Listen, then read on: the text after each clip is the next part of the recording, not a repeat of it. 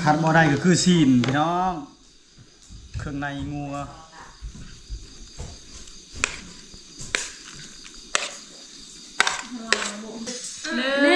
2 3ครับเบอร์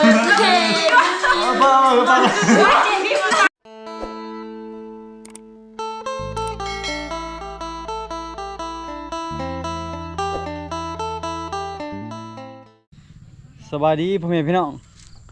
สบายดีตอนแรกๆพี่น้องเอ้ยมื้อนี้มีข่าวดีมาบอกให้พ่อแม่พี่น้องได้ฮู้วันเดือนปีเกิดเท่าพิมพ์พี่น้องครบรอบ10 ปีแล้ว บ่ได้ถ่ายตอนไปซื้อเค้ก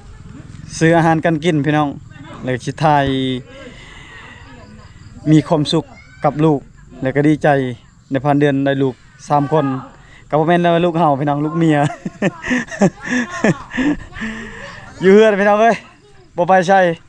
มื้อในพันเดือนสิไปหาญาติพี่น้องอยู่เมืองพินพยายามเพิ่นปะวันเดือนปีเกิดลูกชายบ่ได้พี่น้องเอ้ยคนเฮาวันเกิดมือเกิดเฮาฮู้แต่ว่ามือเฮาจากไปเฮาบ่ฮู้พี่น้องและมื้อนี้เฮาสิเฮ็ดเมนูกินแบบเจียวฮ้อนๆแนวคมๆได้อาหารพี่น้อง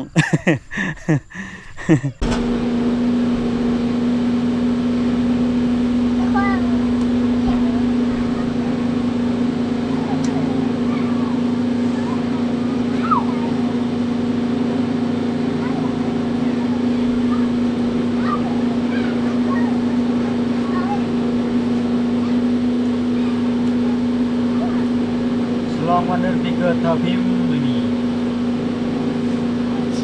ต่อไปวันเดือนปีเกิดเท่าคิมี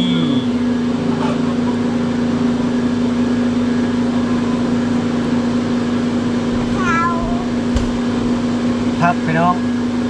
ผักเต็มเลยผักมีผักกะหล่ำปีผักบงผักกระแยงมีมักแตงมีซีนงัวจุ่มพี่น้องเอ้ยแก้วฮ้อนๆ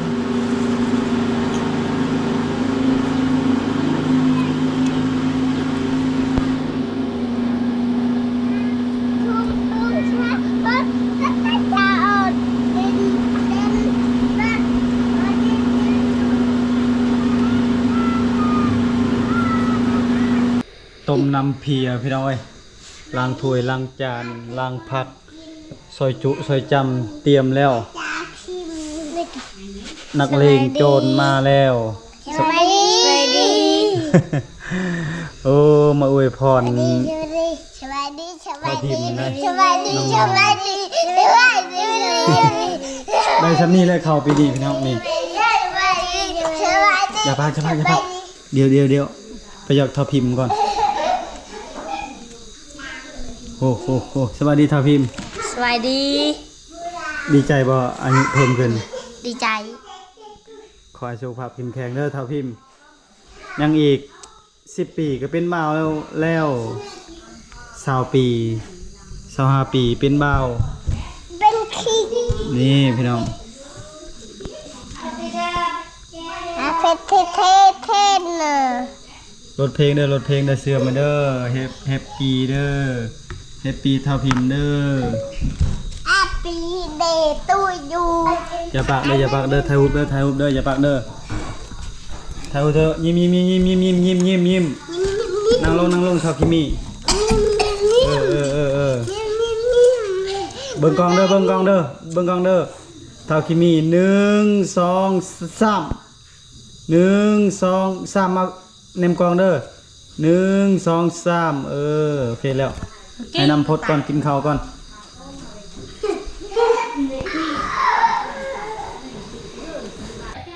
ตอนนี้พร้อมหน้าพร้อมตาเลยพี่น้องเอ้ยปรุงแต่ง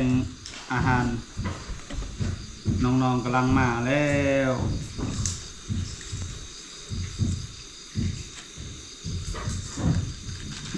มักแบบใดเฮ็ดแบบนั้นโลด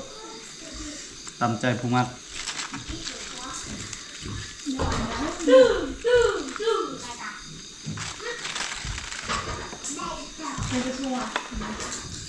คัดบ่ได้ก็คือซีนพี่น้อง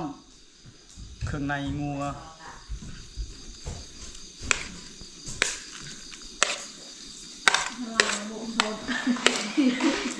ฉลองบาวปะเมีย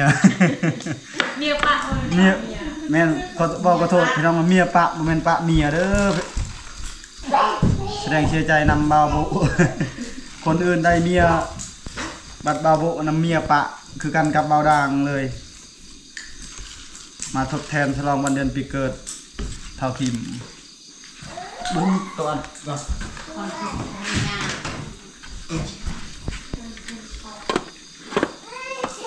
หนึ่งสองสาม Happy birthday to you เบิ่ง Happy birthday to you แต่เนาะ Happy birthday เอาเลยกันอย่า Birthday to you เอาเรียกกันเลย Happy birthday to you กับไพ่กับไพ่เย้พิมพ์เลย เย้จับเอาเลยเอาไปปึ้งเลยกินเปล่า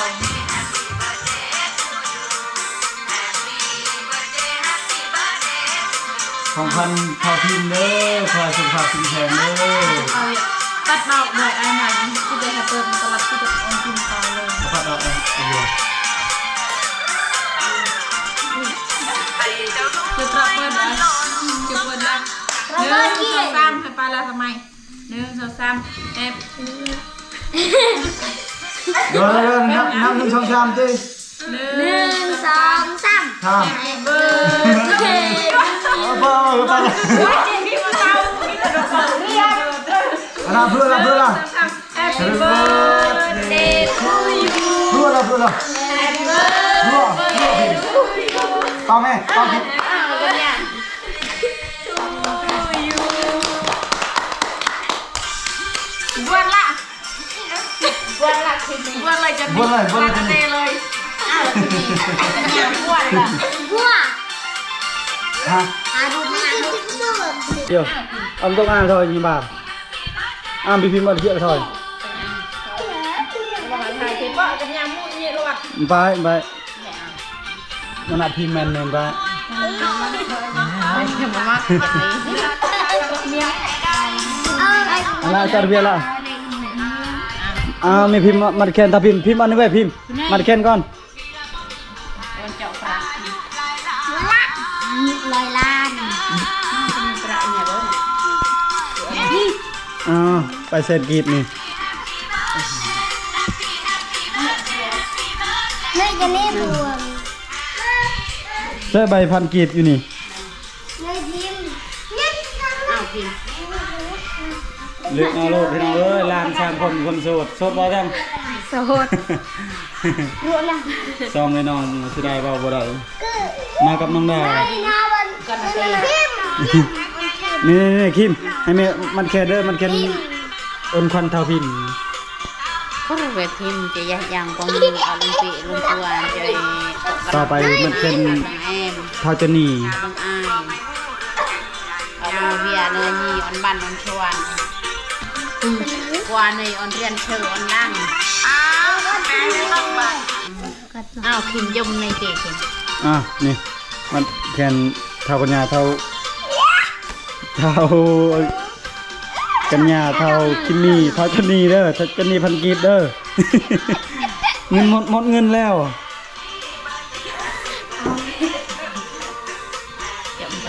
ก็เวทพิมพ์ใหญ่ยางกองยืนพิมมี่อารมณ์เปลำตัว ว่าเราต้องเอาตามเอาพวกนึกว่าเตรียมจะดีเอาปัดละปัดเอาไปทางนี้กันเตรียมปัดอันนี้นี่ยังเอาปัดแข่งเย็บชั่วโมงเย็บ ในยมโตในสิ เป๊ะมัน ด้าน ดี ในด้านในอ้าวลูกพิมพ์เด็ก อันนี้ไว้มาเอาไอ้หนูจอดเวียเลยแม่ปะมัวเวียแล้วเจอมันจะย้อนถ่ายรูปไว้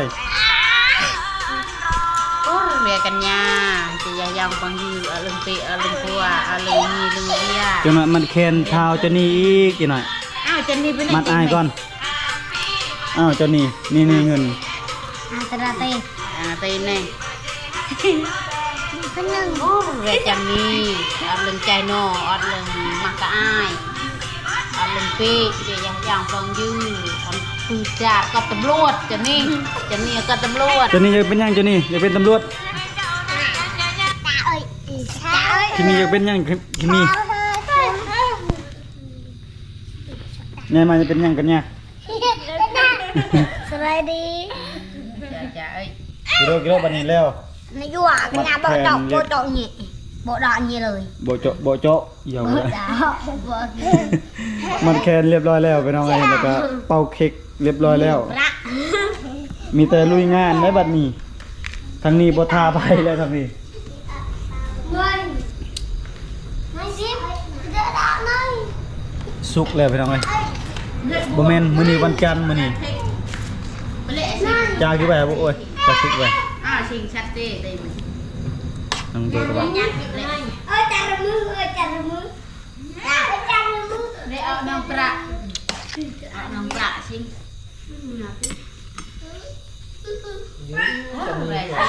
อ้าวฟังยืนเยอะบ้านสิงดาไป มีลานหลายคน เพื่อสิพอแซนกีบบ่พอเพื่อสิพอลันลาด เนี่ยปิดประ งามมาลงมือ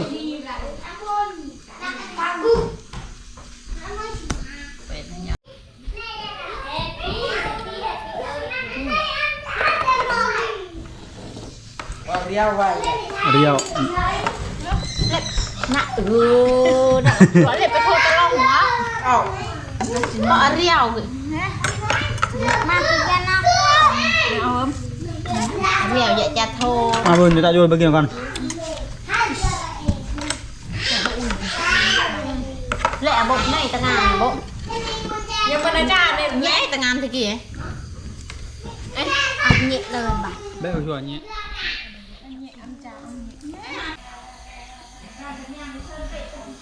พอดีกินข้าวกินน้ำอิ่มพี่น้องหลังจากวันเดือนปีเกิดลูกชายกกในพาเดินก็ได้ลูก3มื้อนี้มากับลานๆเศร้าๆเนี่ยลานเมียพี่น้องเอ้ยแล้วก็น้องดา